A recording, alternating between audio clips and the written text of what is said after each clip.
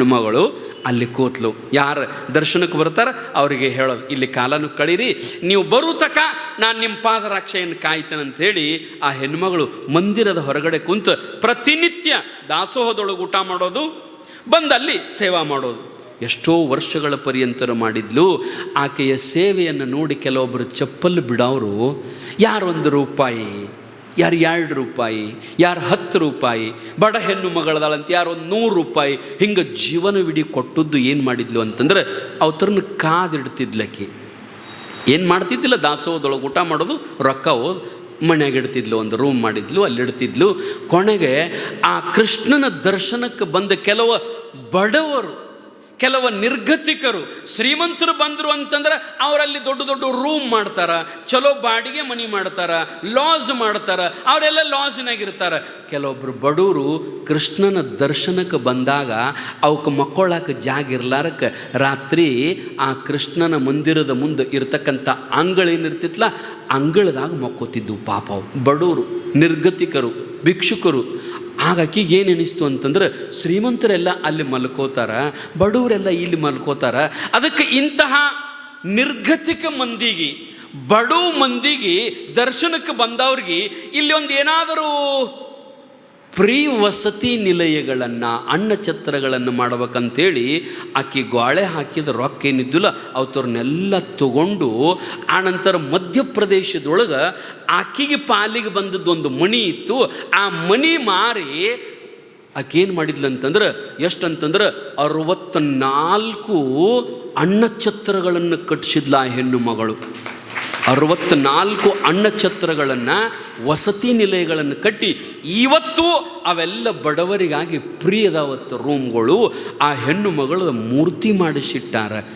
ಈ ಹೆಣ್ಣು ಮಗಳು ಹೆಂಗಂತಂದ್ರೆ ಇವತ್ತು ಆಕಿನ ನೆನೆಸ್ತಾರ. ಆ ಹೆಣ್ಣು ಮಗಳನ್ನು ಎದರ ಸಲಾಗಿ ಆಕೆ ದೊಡ್ಡಕ್ಕೆ ಆದ್ಲು ಅಂತಂದ್ರೆ ಆಕೆ ಮಾಡುವ ಕರ್ಮದ ಮ್ಯಾಗ ದೊಡ್ಡಕ್ಕೆ ಆದ್ಲು, ಆಕೆ ಮಾಡುವ ಕೆಲಸದ ಮ್ಯಾಗ ದೊಡ್ಡಕ್ಕೆ ಆದ್ಲು.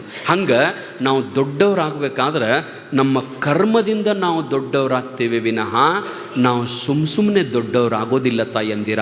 ಆ ರೀತಿಯೊಳಗೆ ಮನುಷ್ಯ ಏನಪ್ಪ ಅಂತಂದ್ರೆ ತೃಪ್ತಿಯಿಂದ ಬದುಕಬೇಕಾಗಿತ್ತು ಅಂತಂದ್ರೆ ಭಗವಂತನ ನಾಮಸ್ಮರಣೆ ಇರಬೇಕು. ಆನಂತರ ನಾವು ದೊಡ್ಡವರಾಗಬೇಕಾಗಿತ್ತು ಅಂದರೆ ನಾವು ಮಾಡುವ ಕರ್ಮ ಸರಿಯಾಗಿರಬೇಕು.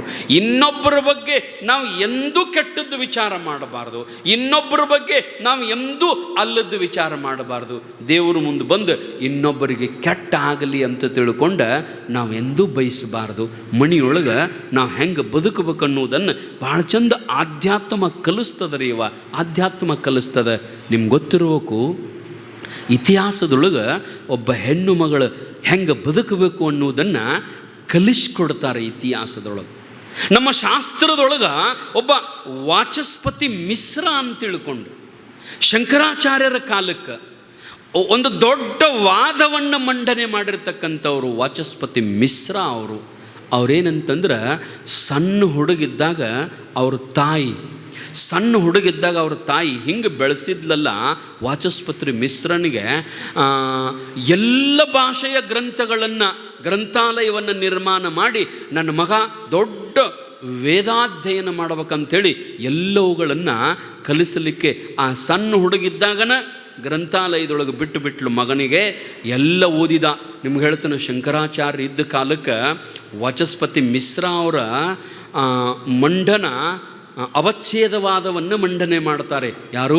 ವಾಚಸ್ಪತಿ ಮಿಶ್ರ. ಅವ್ರ ಶಾಸ್ತ್ರದೊಳಗೆ ಬಹಳ ದೊಡ್ಡ ಪ್ರತಿಪಾದನೆ ಅವ್ರದ್ದು. ಅವ್ರೇನು ಮಾಡಿದರು ಅಂತಂದ್ರೆ ಸ್ವಲ್ಪ ದೊಡ್ಡವಾದ ನಂತರ ಅವನಿಗೆ ಬಾಹ್ಯ ಪ್ರಜ್ಞೆನೇ ಇಲ್ಲ, ಒಟ್ಟು ಅಧ್ಯಯನ ಮಾಡುವುದು ಒಂದೇ.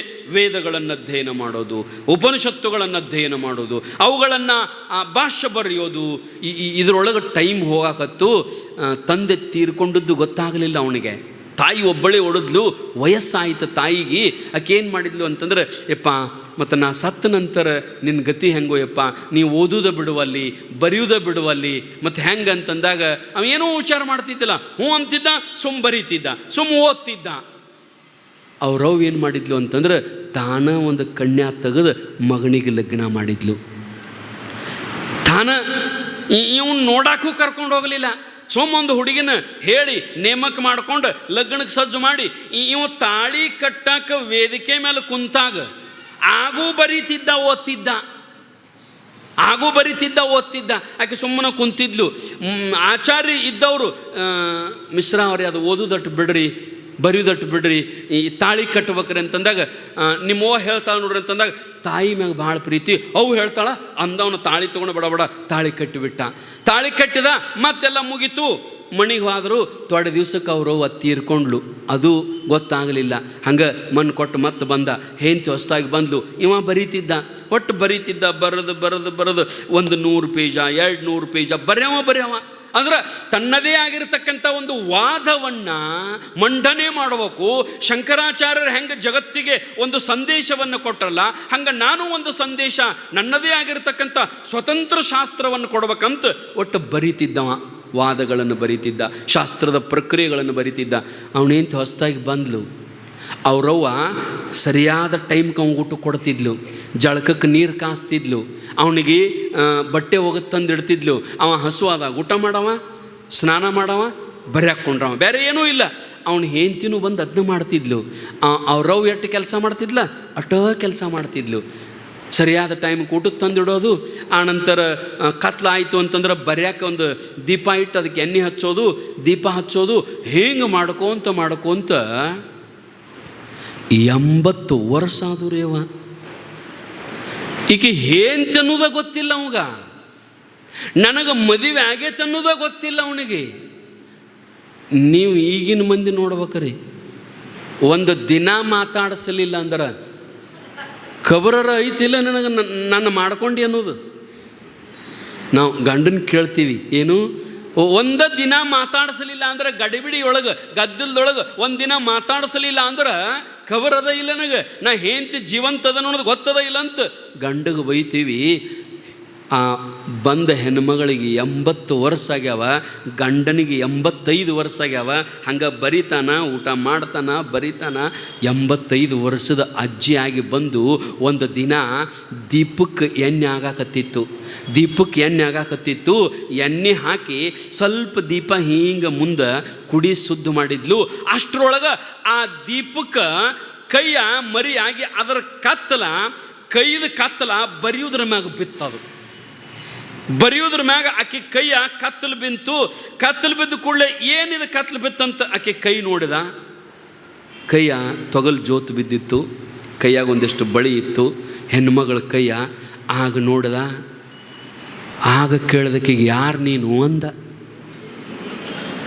85 ವರ್ಷದ ವಯೋವೃದ್ಧ ಹೆಣ್ಣು ಮಗಳು ದೀಪ ಹಚ್ಚಕ್ಕೆ ಬಂದಾಗ ಆಕೆಗೆ ಕೇಳ್ದ, ಯಾರು ನೀನು ಅಂತ ಕೇಳಿದಾಗ ಅವೇನು ತಿಳ್ಕೊಂಡಿದ್ದ, ನಮ್ಮವು ತೀರ್ಕೊಂಡಾಳ, ಮಗ್ಗಲ ಮಣಿ ಅಜ್ಜಿ ಏನಾರ ದೀಪ ಹಚ್ಚಕ್ಕೆ ಬಂದಾಳಂತ ಅವ ತಿಳ್ಕೊಂಡಿದ್ದ. ಯಾರು ನೀನು ಅಂತ ಕೇಳಿದಾಗ ಆಕೆ ಕೈ ಮುಗಿದು ಹೇಳ್ತಾಳೆ, ನಾನು ನಿಮ್ಮ ಧರ್ಮ ಪತ್ನಿ ಅಂದ್ಲು. ಹೆಂಗಿರ್ಬೇಕ್ರಿ ಹೆಣ್ಣು ಮಗಳು, ಹೆಂಗೆ ಬಾಳೆ ಮಾಡಿರ್ಬೇಕು ಆಕೆ. ನಾವು ಹೆಂಗೆ ಬಾಳೆ ಮಾಡ್ತೀವಿ ಮನೆಯೊಳಗೆ. ನಾ ನಿಮ್ಮ ಧರ್ಮಪತ್ನಿ ಅಂತಂದಾಗ ಅವ ಅಂದ, ನನ್ನ ತಪಸ್ಸಿನಕ್ಕಿಂತಲೂ ನಿನ್ನ ತಪಸ್ಸು ಭಾಳ ದೊಡ್ಡದು. ನನ್ನ ತಪಸ್ಸಿನಕ್ಕಿಂತಲೂ ನಿನ್ನ ತಪಸ್ಸು ಭಾಳ ದೊಡ್ಡದು. ನೀನು 85 ವರ್ಷ ನಾನು ಗಂಡ ಅಂತ ತಿಳ್ಕೊಂಡು ಸೇವಾ ಮಾಡಿದೆಯಲ್ಲ, ಗಂಡನ ಸುಖ ಅನ್ನೋದು ನಿನಗೆ ಒಂದು ನಿಮಿಷವೂ ಕಾಣಲಿಲ್ಲ. ನನ್ನ ಸೇವೆಯೊಳಗೆ ನಿನ್ನ ಸಮಯವನ್ನು, ನಿನ್ನ ಆಯುಷ್ಯವನ್ನು ಕಳೆದು ಬಿಟ್ಟಿಯಲ್ಲ.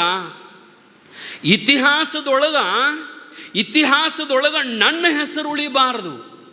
ನನಗಿಂತಲೂ ನೀ ಶ್ರೇಷ್ಠ, ನಿನ್ನ ಹೆಸರು ಉಳಿಬೇಕಂತ ತಿಳ್ಕೊಂಡು 6000 ಪೇಜದ ಗ್ರಂಥಿಯನ್ನು ಬರೆದಿದ್ದಲ್ಲ, ಆ ಗ್ರಂಥಕ್ಕೆ ತನ್ನ ಹೆಂಡತಿಯ ಹೆಸರನ್ನೇ ಇಟ್ಟದಕ್ಕೆ, ತನ್ನ ಹೆಂಡತಿ ಹೆಸರನ್ನಿಟ್ಟ. ಆಕೆಯನ್ನು ಕೇಳ್ದ, ನಿನ್ನ ಹೆಸರೇನು ಅಂತ ಆವತ್ತು ಕೇಳ್ದ. ಅವ ಹೆಂಡತಿಯನ್ನು ನೋಡಿದಾಗ 2 ಮಾತು ಮಾತಾಡಿದ್ದ. ಮೊದಲನೇ ಮಾತೇನು ಅಂತಂದರೆ, ನೀನು ಯಾರು ಅಂತ ಕೇಳಿದ್ದ, ನಾನು ನಿನ್ನ ಹೆಂಡತಿ ಅಂತ ಹೇಳಿದ್ಲು.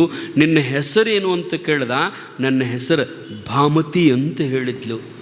ನನ್ನ ಹೆಸರು ಭಾಮತಿ ಅಂತ ಹೇಳಿದ್ರು. ಅಷ್ಟು ಪುಟಗಳ ಗ್ರಂಥಕ್ಕೆ ಏನು ಹೆಸರು ಬರದ ಅಂತಂದ್ರೆ ಭಾಮತಿ ನಿಬಂಧ ಅಂತ ಇವತ್ತು ಅದ. ಆ ಭಾಮತಿ ನಿಬಂಧ ನಾವು ನೀವು ಸಾಮಾನ್ಯರು ಓದಿದರೆ ತಿಳಿಯೋದಿಲ್ಲ. ವೇದಗಳನ್ನು ಅಧ್ಯಯನ ಮಾಡಿದವರು, ಉಪನಿಷತ್ತುಗಳನ್ನು ಓದಿದವರು, ಭಗವದ್ಗೀತೆ ಓದಿದವರು, ಸಂಸ್ಕೃತ ಬಲ್ಲವರಿಗೆ ಮಾತ್ರ ಆ ಗ್ರಂಥ ಅರ್ಥ ಆಗ್ತದ. ಅಂತಹ 100 ಪುಟಗಳ ಗ್ರಂಥಕ್ಕೆ ತನ್ನ ಹೆಂಡತಿಯ ಹೆಸರನ್ನಿಟ್ಟ. ಇವರು ಜಗತ್ತಿನೊಳಗೆ ಇತಿಹಾಸದ ಪುಟದೊಳಗೆ ಉಳಿತಾರ. ನಾವು ಬದುಕಿದ್ದು ಬರೇ ನಮ್ಮ ಮಕ್ಕಳಿಗಾಗಿ. ನಮ್ಮ ಬದುಕು ಮಕ್ಕಳಿಗಾಗಿ ಹೋಗ್ಬಿಡ್ತು. ನಮ್ಮ ಬದುಕು ನಮ್ಮ ಗಂಡನಿಗಾಗಿ ಹೋಗ್ಬಿಡ್ತು. ನಮ್ಮ ಬದುಕು, ನಮ್ಮ ಆಯುಷ್ಯ ಭಗವಂತನಿಗಾಗಿ ಸಮರ್ಪಣೆ ಆಗಲಿಲ್ಲ. ಸಂತನ ಬದುಕು ಭಗವಂತನಿಗಾಗಿ ಸಮರ್ಪಣೆಯಾಯಿತು. ಅದಕ್ಕೆ ಅವರು ಇತಿಹಾಸದ ಪುಟದೊಳಗೆ ಉಳಿದ್ರು. ಇವತ್ತು ಅವರು ದೇವರಾಗಿ ಬಿಟ್ಟರು. ಪಾಂಡುರಂಗ ದೇವರಾಗೋದು ದೊಡ್ಡದಲ್ಲ, ಅವ ದೇವರ ಅದಾನ. ಪಾಂಡುರಂಗ ದೇವರಾಗೋದು ದೊಡ್ಡದಲ್ಲ, ಪಾಂಡುರಂಗನನ್ನು ನಂಬಿದವರು ದೇವರಾದರಲ್ರಿ. ಪಾಂಡುರಂಗನ ನಾಮಸ್ಮರಣೆ ಮಾಡಿದವರು ದೇವರಾದರಲ್ಲ. ಇವತ್ತು ನಾವು ತುಕಾರಾಮನ ಹೆಸರು ನೆನೆಸೋದಿಲ್ಲ, ಸಂತ ಜ್ಞಾನದೇವನ ಹೆಸರು ನೆನೆಸೋದಿಲ್ಲ. ಪಾಂಡುರಂಗ ವಿಠಲ ಅನ್ನೋದ್ರೊಳಗೆ ಮೊದಲೇನಂತಂದ್ರೆ ಬೋಲಾ ಪುಂಡಲೀಕ ವರದ ಹರಿ ವಿಠಲ. ನೋಡ್ರಿ, ಪುಂಡಲೀಕನ ಮೊದಲ ಹೆಸರು ತಗೋತೀವಿ. ಸಂತ ತುಕಾರಾಮನ ಹೆಸರು ಮೊದಲು ತಗೋತೀವಿ. ತುಕಾರಾಮನ ಜಾತ್ರೆ ಮಾಡ್ತೀವಿ. ಇವರು ಪಾಂಡುರಂಗನನ್ನು ನಂಬಿದವರು, ಪಾಂಡುರಂಗನನ್ನು ನೆನೆಸಿದವರು. ಅವರನ್ನು ನೆನೆಸಿ ಅವರೇ ಆದರವರು. ಪಾಂಡುರಂಗನನ್ನು ನೆನೆದು ಅವನನ್ನು ನೆನೆಸಿ ಪಾಂಡುರಂಗನ ಸ್ವರೂಪಣೆ ಆದರು. ನಾವು ಗಂಡನ ನೆನೆಸಿ ನಾವು ಅವನಂಗೆ ಆಗ್ತೀವಿ. ಒಂದು ಸಾರಿ ಸೀತಾ ಕೇಳಿದ್ಲಂತ ರಾಮನ್ನ ಕೇಳಿದ್ರಂತ. ರಾಮ ಬರೇ ಸೀತಾ ಸೀತಾ ಸೀತಾ ಅಂತಿದ್ರಿ. ಅವ ಯಾಕೆ ಕಳ್ಕೊಂಡಿದ್ದ ನೋಡ್ರಿ. ಹೆಂಡ್ತಿನ ಕಳ್ಕೊಂಡು ಕೂಡಲೇ ಅವಂಗೂ ದೊಡ್ಡ ಸಮಸ್ಯೆ ಆಗಿಬಿಡ್ತು. ನೀವೆಲ್ಲರ ಒಂದು ತಾಸು ಹೊರಗೆ ಹೋದ್ರಿ ಅಂದ್ರೆ ಅವರು ಬಂದವ್ರ ಹುಡುಗನ ಕೇಳ್ತಾರೆ, ಎಲ್ಲಿಗಳು ನಿಮ್ಮವ್ವ, ಎಲ್ಲಿಗಳು? ಇಲ್ಲೇ ಹೊರಗೆ ಹೋಗ್ಯಾಳ. ಒಂದು 10 ನಿಮಿಷ ನೋಡಿ, ಏನೋ ಎಲ್ಲಿ ಎಡೋದತ್ಲ. ನೀವು ಇರಲಿಲ್ಲ ಅಂದ್ರೆ ಸಮಾಧಾನ ಬೀಳಂಗಿಲ್ಲ ರೀ ಅವ್ರಿಗೆ. ಪಟ್ನ ಟಕ್ಕಂತ ಫೋನ್ ಹಚ್ಚಿ, ಎಲ್ಲಿದಿ, ಯಾವಾಗ ಹೋಗಿದಿ, ಏನು ಸುದ್ದಿ, ಬರೋದು ನೆನಪದ ಇಲ್ಲ ನನಗೆ. ನೋಡ್ರಿ, ನೀವು ಇರಲಿಲ್ಲ ಅಂದ್ರೆ ಮತ್ತು ಅವಂಗ ಸಮಾಧಾನ ಬಿದ್ದಿಲ್ಲ ರಾಮಗಂದ್ರೆ ಈ ಸಾಧಾರಣ ಇನ್ನು ಇವ್ರು ಪಾಡ್ರಿ. ಇವ್ರಿಗಿಂತ ಅತೂತು ಅವ ಸೀತಾ ಅಂತ ಕಲ್ಲು ತೆಕ್ಕ ಹಾಯ್ತಿದ್ದಂತ್ರಿ ಅವ. ಈ ನಮ್ಮ ಮಂದಿ ಹಂಗೆ ಅವು ಮಾಡಿಲ್ಲ. ಸೀತಾ ಅಂತ ಗಿಡ ತೆಕ್ಕ ಹಾಯ್ತಿದ್ದಂತ ರಾಮ. ಅಷ್ಟು ಹುಚ್ಚು ಹಿಡ್ದಿತ್ತು ಅವಂಗ. ಯಾರು ಹುಚ್ಚರಿ? ಹೆಂಡತಿ ಹುಚ್ಚ. ಮತ್ತೇನು? ಕಲ್ಲು ತಬ್ಕೊಳ್ಳೋದು, ಗಿಡ ತಬ್ಕೊಳ್ಳೋದು. ಅದರ ಒಂದು ಅರ್ಥ ಇತ್ತು ರೀ ಅವ. ಪ್ರಭು ಶ್ರೀರಾಮಚಂದ್ರ ಸೀತಾ ಅಂತ ಒಂದು ಕಲ್ಲು ತಬ್ಕೋತಾನಂದ್ರೆ ಆ ಕಲ್ಲು ಶಾಪಾನುಗ್ರಹದಿಂದ ಕಲ್ಲಾಗಿ ಬಿದ್ದಿತ್ತು. ಪ್ರಭು ಶ್ರೀರಾಮಚಂದ್ರ ಅದನ್ನು ಹಿಡಿಯೋದ್ರಿಂದ ಮನುಷ್ಯಳಾಗಿಬಿಡ್ತಿತ್ತು ರೀ. ಅದಕ್ಕವ ಕಲ್ಲು ಮುಟ್ತಿದ್ದ, ಅದಕ್ಕವ ಗಿಡ ಮುಟ್ತಿದ್ದ. ಅವನಿಗೇನು ಸೀತಾ ಎಲ್ಲಿದ್ದಾಳ ಅನ್ನೋದು ಗೊತ್ತಿತ್ತು. ಆದರೂ ಸೀತೆಯನ್ನು ನೋಡಲಿಕ್ಕೆ ಸೀದಾ ಹೋಗಿದ್ರೆ ಬರೀ 100 ಕಿಲೋಮೀಟರ್. ಆದ್ರೆ ಇವನ್ನ ನೆನೆಸಿ ಗೊತ್ತ, ಶಬರಿ ಕೂತಿದ್ಲಲ್ಲ, ಆಕೆಗೆ ಬೆಟ್ಟಾಗಿ ಹೋಗ್ಬೇಕಾದ್ರೆ 600 ಕಿಲೋಮೀಟರ್. ಡೈರೆಕ್ಟ್ ಸೀತಾನತ್ತಕ್ಕೆ ಲಂಕಾಕ್ಕೆ ಹೋದ್ರೆ ಬರೀ 100 ಕಿಲೋಮೀಟರ್.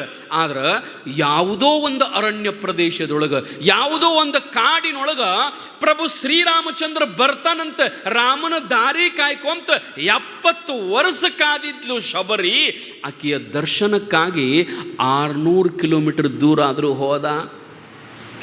ಶಬರಿಗೆ ದರ್ಶನ ಕೊಡಲಿಕ್ಕೆ ಪ್ರಭು ಶ್ರೀರಾಮಚಂದ್ರ ಆಕೆಗೆ ದರ್ಶನ ಕೊಟ್ಟು ಏನು ಮಾಡ್ತಿದ್ದಂದ್ರೆ ಬರೇ ಸೀತಾ ಸೀತಾ ಸೀತಾ ಅಂತಿದ್ದ. ಒಬ್ಬರು ಬಂದು ಅಂದರು, ಅದೊಂದು ಮಾತಂತಂತ ನೋಡ್ರಿ, ಏನಂದರೆ ಯಾರನ್ನು ನೀ ನೆನೆಸ್ತಿ ಅವ್ರಂಗ ನೀ ಆಗತಿ, ಯಾರನ್ನು ನೀ ನೆನೆಸ್ತಿ ಅವ್ರಂಗ ನೀ ಆಗತಿ. ಇಲ್ಲಿವ ರಾಮ ರಾಮ ಸೀತಾ ಸೀತಾ ಅಂತಿದ್ದ. ಅಕ್ಕಿ ಅಲ್ಲಿ ಲಂಕಾದೊಳಗೆ ಕುಂತ ಅಕ್ಕಿ ಏನಂತಿದ್ಲು ಅಂತಂದ್ರೆ ಒಟ್ಟು ಸೆಕೆಂಡಿಗೊಂಡು ರಾಮ ರಾಮ, ಪ್ರಭು ಶ್ರೀರಾಮಚಂದ್ರ ನನ್ನ ಪತಿದೇವ ರಾಮ ಅಂತ ಅಕ್ಕಿ ಅಂತಿದ್ಲು. ಅಕ್ಕಿಗೂ ಮನಸ್ಸಿನಾಗ ಚಿಂತೆ ಇತ್ತಂತ್ರಿ. ಎಲ್ಲರೂ ಒಂದು ಮಾತಂತಾರೆ, ಯಾರನ್ನು ನೆನೆಸ್ತಿ ಅವ್ರಂಗ ನೀ ಆಗತಿ ಅಂತಾರೆ. ಮತ್ತು ನಾ ರಾಮ ಅಂದಂದ ನಾ ರಾಮ ಆದ್ನಿ ಅಂದ್ರೆ ನನ್ನ ಗಂಡಗೆ ಸೀತಾ ಯಾರು ಹಿಂದಿಗಡೆ ಅಂತ ತಿಳ್ಕೊಂಡು ರಾಮ ಅನ್ನೋದು ಬಿಟ್ಲತ್ತಕ್ಕೆ. ಅಲ್ಲಿ ಹನುಮಂತ ಬಂದಾಗ ಯಾಕೆವ ರಾಮ ಅಣುವಲ್ಲಿ ಅಂತಂದಾಗ, ಇಲ್ಲ ನಾ ರಾಮ ಅಂದಂದು ರಾಮನ ನಾ ಆದ್ನಂದ್ರೆ ಮತ್ತು ರಾಮಗೆ ಸೀತಾ ಬೇಕಲ್ಲ ಅಂತಂದಾಗ ಹನುಮಂತ ಭಾಳ ಶಾಣ್ಯ ರೀ ಮಾರುತಿ ಅವ ಅಂದಂತ, ನೀನು ರಾಮ ಅಂದಂದು ನೀ ರಾಮ ಆದ ಅಂದ್ರೆ ಅವ ಸೀತಾ ಅಂದಂದು ಅಲ್ಲಿ ಅವ ಸೀತಾ ಅಕ್ಕನಳತ್ತೇಳಿ ಅಂದತ್ತವ. ಅವ ಅಲ್ಲಿ ಸೀತಾ ಆಗಿರ್ತಾನೋ ಮತ್ತು ನೀ ಇಲ್ಲಿ ರಾಮ ಆಗಿರ್ತಿ, ಇಬ್ಬರು ಜೋಡಿನ ಹಾಕಿರಂದಂತ. ಹಂಗೆ ಪಾಂಡುರಂಗನನ್ನು ನೆನೆಸಿ ಎಲ್ಲ ಸಂತರು ಏನಂತಂದ್ರೆ ಪಾಂಡುರಂಗನ ಸ್ವರೂಪರೇ ಆಗಿಬಿಟ್ಟಾರ. ಅದರಲ್ಲಿ ಇರ್ತಕ್ಕಂಥ ತೃಪ್ತಿ ಯಾವುದರಲ್ಲಿಯೂ ಇಲ್ಲ. ಸಂತ ತುಕಾರಾಮ ಒಂದು ಸಾರಿ ಯಾರೋ ಅಪಮಾನ ಮಾಡಿ, ಯಾವುದೋ ಕಾರಣಕ್ಕೆ ಅಪಮಾನ ಮಾಡಿ ಕೊಳ್ಳಾಗ ಅವನಿಗೆ ಉಳ್ಳಿಗಡ್ಡಿ, ಮೆಣಸಿಕಾಯಿ, ಬೆಂಡಿಕಾಯಿ, ಹೀರಿಕಾಯಿ ಸರ ಮಾಡಿ ಅವನ ಕತ್ತಿ ಮ್ಯಾಗ ಕುತ್ತು ಮೆರೆಸಾಕತ್ತಿದ್ರಂತ ಸಂತ ತುಕಾರಾಮನ. ಯಾರೋ ಮಾಡಿದ ಅಪವಾದವನ್ನು ತನ್ನ ಮ್ಯಾಗ ಹಾಕ್ಕೊಂಡಿದ್ದ ತುಕಾರಾಮ್. ಯಾರೋ ಮಾಡಿದ ತಪ್ಪನ್ನು ತನ್ನ ಮ್ಯಾಗ ಹಾಕ್ಕೊಂಡು ಮೆರೆಸ್ಕೋತ ಹೋಗುವಾಗ ಅವನ ಮನೆ ಮುಂದೆ ಹಾದು ಹೊಂಟಿತ್ತಂತ. ಜೀಜಾ ನಿಂತಿದ್ಲಂತ. ಜೀಜಾಗ ಸೊನ್ನೆ ಮಾಡಿ ಅಂತಿದ್ದಂತ. ನೋಡು ಬೈತಿದ್ ನೋಡು, ಬದ್ನಿಕಾಯಿ ಇಲ್ಲ ಉಳ್ಳಿಗಡ್ಡಿ ಇಲ್ಲ ಅಂತ ಬೈತಿದ್ಲ, ಕೊಳ್ಳಾಗ ಹಾಕ್ಯಾರಿಗೆ ಸತ್ತು ತೊಗೊಂಡು ಬರ್ತೀನಿ ಅಂತಿದ್ದ ತಿವ ಸಂತ ತುಕಾರಾಮ್. ಅಂದ್ರೆ ಆ ಪಾಂಡುರಂಗನ ನಾಮಸ್ಮರಣೆಯೊಳಗೆ ಏನು ಮಗ್ನರಾಗಿರ್ತಾರಲ್ಲ ಅವರಿಗೆ ಯಾವುದೂ ಹತ್ತಂಗಿಲ್ಲ, ಅವ್ರಿಗೇನೂ ಹತ್ತಂಗಿಲ್ಲ. ಆ ರೀತಿಯೊಳಗೆ ಏನಪ್ಪ ಅಂತಂದ್ರೆ ಪಾಂಡುರಂಗ ನಾಮಸ್ಮರಣೆಯೊಳಗೆ ಭಾಳ ದೊಡ್ಡ ಶಕ್ತಿ ಅದ, ಭಾಳ ದೊಡ್ಡ ದಿವ್ಯ ದರ್ಶನ ಅದ. ಏಕಾದಶಿ ನೈಮಿತ್ಯವಾಗಿ ತಾವೆಲ್ಲರೂ 5 ದಿನಗಳ ಪರ್ಯಂತರವಾಗಿ ಪಾಂಡುರಂಗನ ನಾಮಸ್ಮರಣೆಯೊಂದಿಗೆ ತಾವೆಲ್ಲರೂ ಪ್ರವಚನವನ್ನು ಕೇಳ್ತಾ ಇದ್ದೀರಿ. ನಾಳೆಯಿಂದ ಸರಿಯಾಗಿ ಎಷ್ಟು ಸಮಯಕ್ಕೆ ರೀ? 6 ಗಂಟೆಗೆ ಪ್ರವಚನ ಚಾಲೂ ಆಗ್ತದೆ. ಈಗ ಸದ್ದು ನೀವು ಹೋಗ್ಬೇಕಂತಕ್ಕಂಥ ಮನಸ್ಸಿನ ದುಗುಡೂ ಪ್ರಾರಂಭ ಆಗ್ಯದ. ಅದಕ್ಕೆ ನಾಳೆ ಸರಿಯಾಗಿ 6 ಗಂಟೆಗೆ ತಾವೆಲ್ಲ ಬರ್ತೀರಿ. 6 ಗಂಟೆಗೆ ಪ್ರವಚನ ಪ್ರಾರಂಭ ಆಗ್ತದೆ. 7 ಗಂಟೆಗೆ ಪ್ರವಚನ ಮಂಗಲ ಆಗ್ತದೆ.